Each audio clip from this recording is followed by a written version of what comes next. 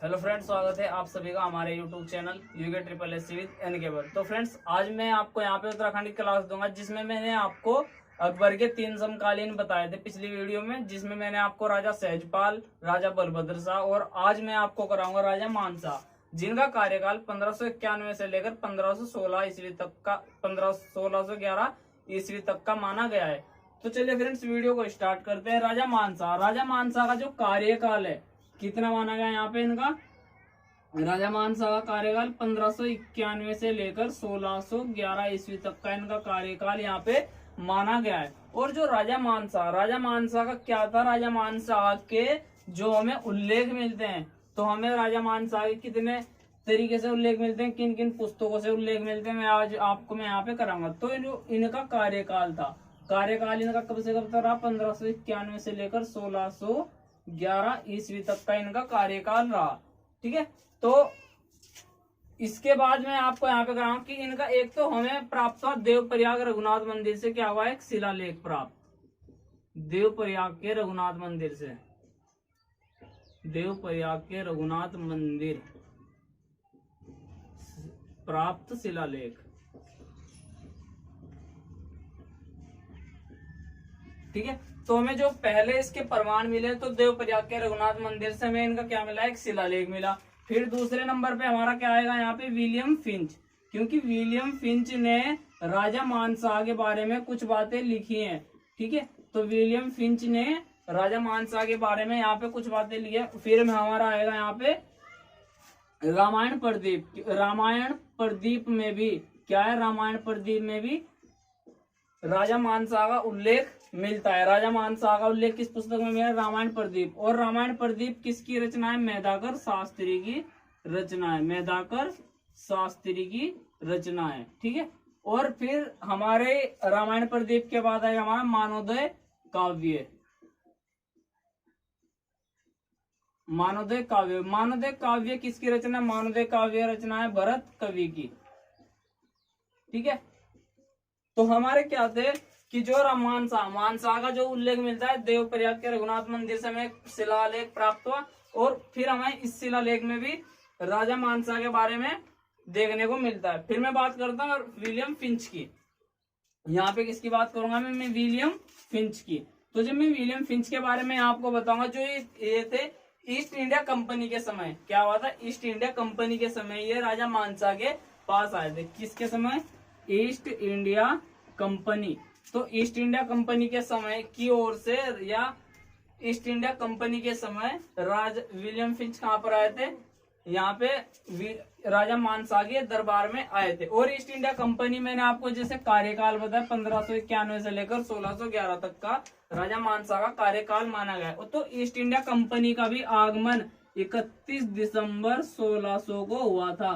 ठीक है, और उसी के कार्यकाल के बीच में यहाँ पे आ रहे हैं। तो ईस्ट इंडिया कंपनी का की ओर से विलियम फिंच यहाँ पे आए। इन्होंने क्या है, विलियम फिंच ने क्या किया था, एक नील के व्यापारी के रूप में यहाँ पे आए थे। किसके रूप में आए थे, नील के व्यापारी के रूप में आए विलियम फिंच आए थे। ईस्ट इंडिया कंपनी की ओर से आए। ठीक है, ओर से, ईस्ट इंडिया कंपनी की ओर से। और इन्होंने क्या, ये एक नील के व्यापारी थे, ये क्या थे, नील के व्यापारी थे। जहांगीर के दरबार में रहकर क्या कहा, ये क्या थे, जहांगीर के दरबार में रहा करते थे। विलियम फिंच क्या था, विलियम फिंच किसके दरबार में रहा करते थे, जहांगीर के दरबार में रहा करते थे, जहांगीर के दरबार में रहे।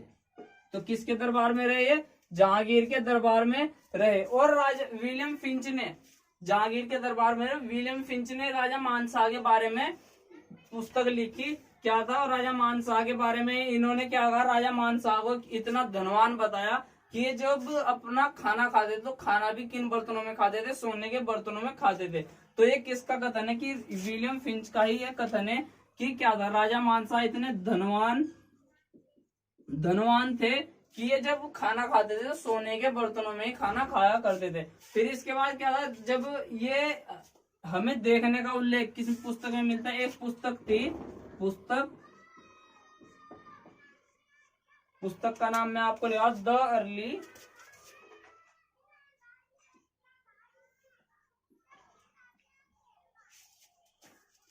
Early travels. तो पुस्तक थी द अर्ली ट्रेवल्स। तो द अर्ली ट्रेवल्स किन की पुस्तक है? ये है विलियम फोस्टर की रचना है। किसकी रचना है? किसकी रचना है? विलियम फोस्टर की रचना है। William Foster. तो किसकी रचना है? द अर्ली ट्रेवल्स पुस्तक किसकी रचना है? विलियम फोस्टर की ये रचना है। और ये जो बुक मिलती है इसमें क्या, विलियम फोस्टर ने इस बुक में क्या था कि जो हमारे पास द अर्ली ट्रेवल्स पुस्तक में, ये कौन सी पुस्तक है? The early travels.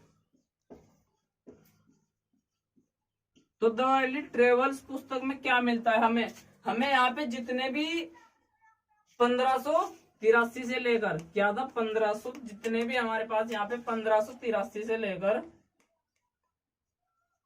1619 तक जितने भी भारत में व्यापारी या यूरोपीय जितने भी आगमन हुए वो किस पुस्तक में देखने को मिलते हैं, इस सभी का उल्लेख हमारा द अर्ली ट्रेवल्स पुस्तक में देखने को मिलता है। तो द अर्ली ट्रेवल्स पुस्तक किसकी रचना है? विलियम फोस्टर की रचना है। इस पुस्तक में क्या था कि ये पुस्तक सिर्फ इसी आधार पर बनी है कि जितने भी अब तक भारत में जितने भी व्यापारी या यूरोपीय जितने भी यहाँ पे आए हैं उनका 1583 से लेकर 1619 ईस्वी तक का यहाँ पर उल्लेख मिलता है। तो इसमें क्या था कि इसी पुस्तक में द अर्ली ट्रेवल्स पुस्तक में क्या मिलता है, जितने भी यहाँ पे यूरोपीय व्यापारी आए उनका 1583 से लेकर 1619 तक का वर्णन मिलता है। अब मैं यहाँ पे बात करूंगा इनके युद्ध की। किसकी बात करूंगा? यहाँ पे इनके युद्ध की बात करूंगा कि इनसे युद्ध किसने किया। ठीक है,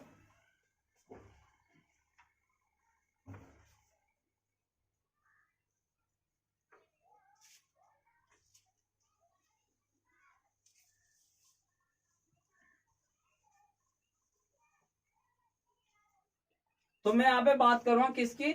और एक बार होगा राजा मानसा। राजा मानसा जो थे रुद्रचंद व लक्ष्मीचंद के समकालीन रहे हैं। तो क्या रहे हैं? रुद्रचंद और लक्ष्मीचंद के समकालीन। तो राजा मानसा किसके समकालीन रहे हैं?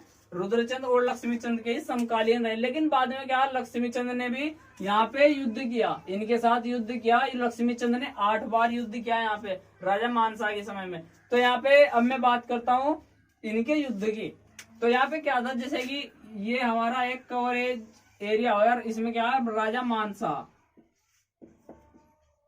मानसा का ये एक क्या हुआ, एक एरिया हो गया। तो एक इसमें क्या था, राजा मानसा 1591 से लेकर 1611 ईस्वी तक का अपना कार्यकाल यहाँ पे चला रहे थे। ठीक है, तो राजा मानसा को पर 8 बार युद्ध किसने किया? राजा मानसा पर भी 8 बार युद्ध किसने किया? 8 बार युद्ध। 8 बार युद्ध करने वाला शासक कौन रहा है यहाँ पे? कौन सा चंद शासक रहा है? वो रहा है यहाँ पे लक्ष्मी चंद। तो 8 बार यहाँ पे युद्ध करने वाला शासक कौन रहा? कौन चंद शासक रहा है यहाँ पे? लक्ष्मीचंद रहा है। और राजा मानसा के जो सेनापति थे, राजा मानसा के 3 सेनापति थे जिनके नाम, राजा मानसा के क्या थे? ये सेनापति। राजा मानसा के कितने सेनापति थे? 3 सेनापति थे। एक का नाम क्या था? खतड़ सिंह। पहले का नाम क्या था? खतड़ सिंह। दूसरे का नाम था नंदी और तीसरे का नाम था भृंगी। ये क्या थे? नंबर 1 खतड़ सिंह, दूसरा नंदी और तीसरा भृंगी। तो ये क्या थे? तीनों सेनापति राजा मानसा के ही सेनापति थे। और इन्होंने क्या, राजा मानसा ने दापा के राजा, किसके राजा की? दापा के राजा, दापा के राजा। तो जब राजा मानसा ने दापा के राजा पर आक्रमण किया तो वहां के राजा कौन थे? काको वामोर।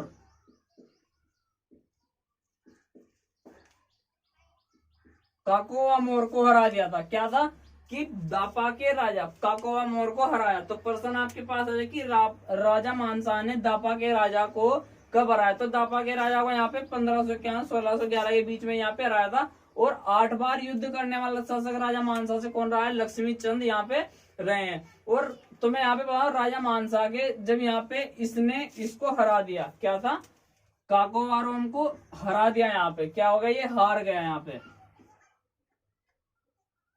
क्या हो गया, ये यहाँ पे हार गया, दापा का राजा राजा मानसा से यहाँ पे हार गया। तो राजा परमार वंश का पहला ऐसा शासक बना कौन, राजा मानसा परमार वंश का पहला शासक, जिसने क्या किया, तिब्बत क्षेत्र पर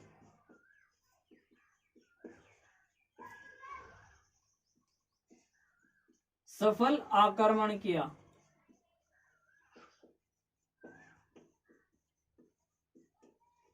तो यहाँ पे क्या किया, राजा मानसा वहां के दापा के राजा काकोवा मोर को हराकर पहला ऐसा शासक बना जिसने तिब्बत क्षेत्र पर पहला सफल आक्रमण किया। तो प्रश्न आया कि आपके पास कि तिब्बत क्षेत्र पर पहला सफल आक्रमण किस राजा ने किया था, तो राजा मानसा ने वो किया था। और यहाँ पे जब इसको दापा के राजा काकोवा मोर को यहाँ पे हरा दिया था, तो इन्होंने क्या किया, राजा मानसा को एक यहाँ पे कर के रूप में क्या क्या दिया, यहाँ पे कर के रूप में यहाँ पे एक दिया था, यहाँ पे मानसा को क्या दिया, एक तो जिसको बोलते हैं, ये अपनी लैंग्वेज में कुछ बोला हुआ है इन्होंने कि चो सिंगिया मेड़ा, चो सिंगिया मेड़ा प्लस 1000 स्वर्ण कलश, ये क्या था, कर के रूप में दिए। तो यहाँ पे क्या था, जब राजा मानसा ने दापा के राजा काकोवा मोर को हरा दिया और इन्होंने क्या किया, जब वो राजा वहां पे हार गया तो उन्होंने राजा मानसा को कर के रूप में क्या दिया, तो चोसिंगिया मेड़ा, उन्होंने कुछ कहा होगा, तो चोसिंगिया मेड़ा प्लस 1000 स्वर्ण कलश। तो 1000 स्वर्ण कलश किन्होंने दिए थे, काकोवा मोर ने राजा मानसा को ही यहाँ पे अर्पित किए थे। और इस बात का, तो इसमें क्या था, जब यहाँ पे इन्होंने युद्ध किया तो इस बात का उल्लेख, इस कर को देने का उल्लेख या इस युद्ध का उल्लेख किस पुस्तक में मिलता है, रामायण प्रदीप पुस्तक में मिलता है। और उसमें यह भी था कि जब इन्होंने राजा मानसा को ये कर दिया, क्या, चौसिंगिया मेड़ा प्लस 1000 स्वर्ण कलश दिए राजा मानसा को, तो राजा मानसा ने ये किन्हें अर्पित कर दिए थे, गौरी मठ को अर्पित कर दिए थे। किसे, ये जो जितना भी ये कर था टोटल, ये हमारा जितना भी ये वाला कर था, ये किसको अर्पित कर दिया, वहां पे गौरी मठ को अर्पित कर दिया।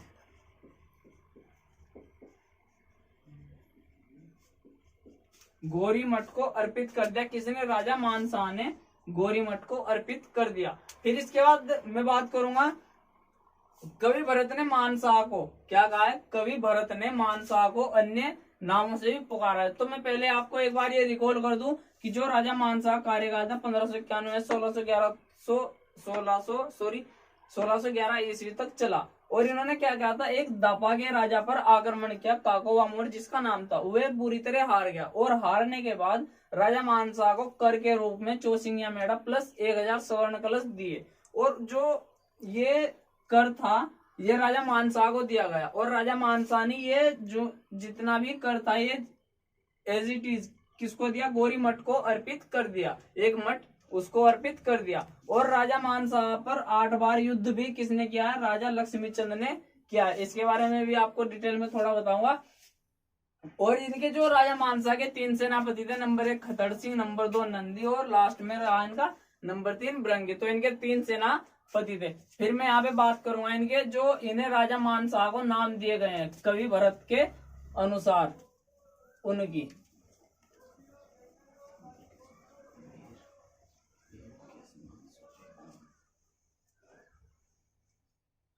तो यहाँ पे क्या, मानसा, तो मानसा को कवि भरत ने अन्य किन किन नामों से जाना, तो यहाँ पे इन्होंने 3 या 4 नामों से इन्हें जाना है। नंबर 1 कवि भरत ने किसको, यहां में लिख सकते हैं भरत कवि द्वारा।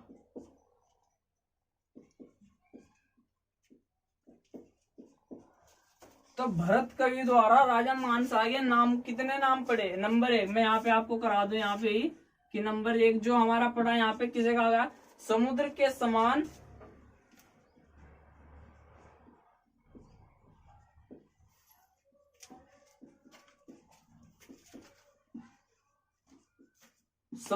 समान गंभीर तो राजा मानसाह को कवि भरत ने क्या कहा है, समुद्र के समान गंभीर कहा है। और इसके बाद क्या कहा है यहाँ पे, भीम के समान शौर्यवान। तो भीम के समान शौर्यवान भी किसने कहा है, कवि भरत ने ही कहा है। और फिर इसके बाद सूर्य के समान तेजस्वी भी कहा गया है, सूर्य के समान तेजस्वी। तो सूर्य के समान तेजस्वी भी कहा, तथा दान देने के लिए राजा बलि व कर्ण से भी अधिक धनवान या कीर्तिवान किसे माना गया है, राजा मानसाह को यहाँ पे माना गया है। तो आपके पास प्रश्न आ जाए कि कवि भरत द्वारा राजा मानसाह को अन्य किन किन नामों से जाना गया है। तो किन किन नामों से जाना है, समुद्र के समान गंभीर, ठीक है, और भीम के समान शौर्यवान, सूर्य के समान तेजस्वी, और दान देने के लिए बलि और कर्ण राजा से भी कीर्तिवान या धनवान माना गया है। तो किसके द्वारा माना है, कवि भरत के अनुसार यह माना गया है। फिर मैं यहाँ पे बात करूंगा आपके युद्ध की, जो लक्ष्मीचंद ने यहाँ पे युद्ध किए उनके बारे में मैं यहाँ पे आपको भी बताऊंगा। तो मैं यहाँ पे बात करता हूँ किसकी, लक्ष्मीचंद की। लक्ष्मीचंद, तो जो लक्ष्मीचंद के पिता का क्या नाम था, कौन थे लक्ष्मीचंद के पिता, रुद्रचंद, ठीक है। तो लक्ष्मीचंद के पिता कौन थे, रुद्रचंद। लक्ष्मीचंद ने 8 बार आक्रमण किया, 8 बार आक्रमण किया किस पर, राजा मानसाह पर, ठीक है। तो लक्ष्मीचंद ने 8 बार आक्रमण किया किस पर, राजा मानसाह पर। और राजा मानसाह के भी पिता कौन थे, यहाँ पे बलभद्र शाह, बलभद्र शाह। और जो बलभद्र शाह और रुद्रचंद के मध्य कौन सा युद्ध हुआ था, ग्वालदम का युद्ध हुआ था, जो कि हाँ ग्वालदम चमोली में पड़ता है। तो यहाँ पे क्या था, इनके मध्य में कौन सा युद्ध हुआ था, ग्वालदम का युद्ध। तो ग्वालदम का युद्ध यहाँ पे हुआ। तो यहाँ पे जो इनके बलभद्र शाह के सेनापति क्या था, बलभद्र शाह के सेनापति गणपति या सूरज डंगवाल। यहाँ पे बलभद्र शाह के सेनापति का क्या नाम था, सूरज डंगवाल या गणपति, जिसको हम बोलते थे। तो ग्वालदम के युद्ध में राजा रुद्रचंद के साथ वहां पे मिल गया। तो मैं आपको बता दूं कि जो लक्ष्मीचंद ने 8 बार आक्रमण किया राजा मानसाह पर। राजा मानसाह के पिता का नाम बलभद्र शाह था और लक्ष्मीचंद के पिता का नाम रुद्रचंद था। और जो बलभद्र शाह के सेनापति थे, बलभद्र शाह के सेनापति कौन थे, सूरज डंगवाल। उन्होंने क्या किया था, वो यहाँ पे इस युद्ध में, ग्वालदम के युद्ध में राजा रुद्रचंद के साथ यहाँ पे मिल गए थे, ठीक है। तो मैं बात कर रहा हूँ लक्ष्मीचंद की।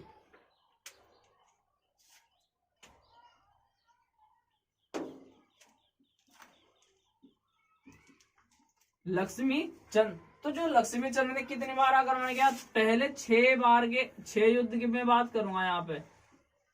जो लक्ष्मीचंद ने 6 युद्ध किए, शुरू के कितने युद्ध किए, वहां पे लक्ष्मीचंद ने 6 युद्ध का जो उल्लेख मिलता है उनका 1597 से लेकर 1602 ईस्वी तक का उनका मध्य में क्या मिलता है, 6 युद्ध का उल्लेख मिलता है।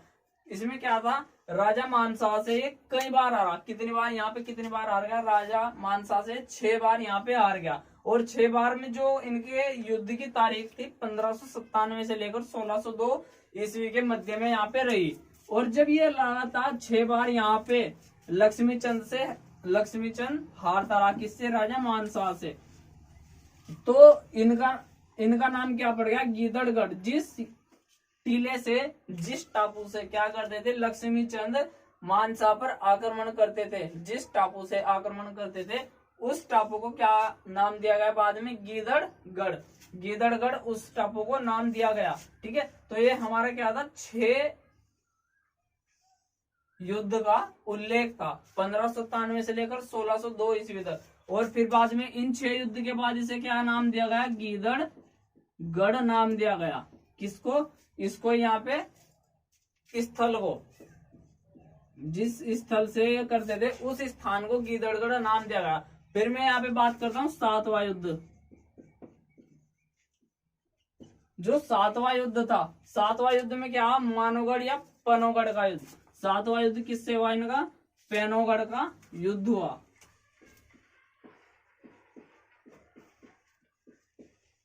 पेनोगढ़ का युद्ध हुआ 7वां युद्ध। इसमें क्या था, इसमें भी ये हार गया, 7वें युद्ध में भी लक्ष्मी चंद हार गया। यहाँ पे लक्ष्मीचंद क्या हुआ, 7वें युद्ध में भी लक्ष्मीचंद हार गया। और इस युद्ध का जो वर्णन है मानवोदय काव्य में मिलता है। ठीक है, इस युद्ध का उल्लेख किसमें मिलता है, मानवोदय काव्य में मिलता है। और मानसा का सेनापति नंदी भृंगी भी इस युद्ध में इनके साथ था, किसके, राजा मानसा के साथ था। ठीक है, फिर मैं बात करता हूँ यहाँ पे 7वें युद्ध में मतलब क्या हुआ, पेनोगढ़ का युद्ध हुआ, जिसमें लक्ष्मीचंद, यहाँ पे लक्ष्मीचंद भी हार जाता है। और यहाँ से 7वें युद्ध से इसका नाम क्या पड़ता है, लखुली बिराली। तो लखोली बिराली का, लखोली बिराली किसको कहा जाता है, लखोली बिराली। तो लखोली बिराली किसे कहा जाता है, यहाँ पे लक्ष्मीचंद को ही कहा जाने लगा, 7वें युद्ध से इनको कहा जाने लगा। फिर हमारा लास्ट में आएगा अंतिम 8वां युद्ध। 8वां युद्ध लक्ष्मीचंद का जब 8वां युद्ध हुआ, लगभग हुआ है हमारा 1605 में ये 8वां युद्ध हुआ। ठीक है, लक्ष्मी चंद का कौन सा युद्ध था, ये लक्ष्मी चंद का ये 8वां युद्ध हुआ, 1605 में ये हुआ था। ठीक है, तो जब यहाँ पे गढ़वाल में इसने क्या किया, 8वें युद्ध में गढ़वाल में इन्होंने क्या की, थोड़ी बहुत लूटपाट की। लूटपाट करने के बाद ये राजा मानसा के सेनापति खतड़ सिंह को मारने में, उनकी हत्या करने में सफल हो गया। तो बस यहाँ पे इन्होंने क्या किया, इसी ने 8वें युद्ध में 1605 में राजा मानसा के एक सेनापति किसको, खतड़ सिंह को यहाँ पे मृत्यु के घाट उतार दिया, मृत्यु के घाट यहाँ पे उतार दिया। और तभी से क्या, खतडोबा त्योहार, खतडोबा त्योहार भी 17 सितंबर से मनाया जाता है, अश्विन के दिन मनाया जाता है। तो यहाँ पे एक बार मैं बता दूं कि जो 8वां युद्ध हुआ वो 1605 में हुआ था। और इसमें क्या हुआ था, इस युद्ध में लक्ष्मीचंद ने क्या किया था, लक्ष्मीचंद ने जो इनके सेनापति थे, किसके, राजा मानसा के सेनापति, उनको उनकी मृत्यु कर दी थी। और तभी से क्या कहा था, इनको क्या, खतडोबा त्योहार भी जब से उनकी मृत्यु कर दी थी, किसकी, इनके जो मानसा के सेनापति थे खतड़ सिंह की जब मृत्यु कर दी, तभी से एक त्योहार मनाया है, खतडोबा त्योहार। तो खतडोबा त्योहार कब मनाया जाता है, 17 सितंबर को खतडोबा त्योहार मनाया जाता है। तो फ्रेंड्स, मेरी जो आज की वीडियो बस मेरे यहीं तक रहेगी। इससे आगे का जो है मैं आपको नेक्स्ट वीडियो में बताऊंगा, जितना मानसा के और आगे के जितने भी कार्यकाल रहे, कितना उनका शासन रहा है, वो आगे के जितने भी टॉपिक होंगे वो आपको नेक्स्ट वीडियो में बता। तो आप वीडियो को ज्यादा से ज्यादा लाइक, शेयर और चैनल को सब्सक्राइब जरूर करें। धन्यवाद।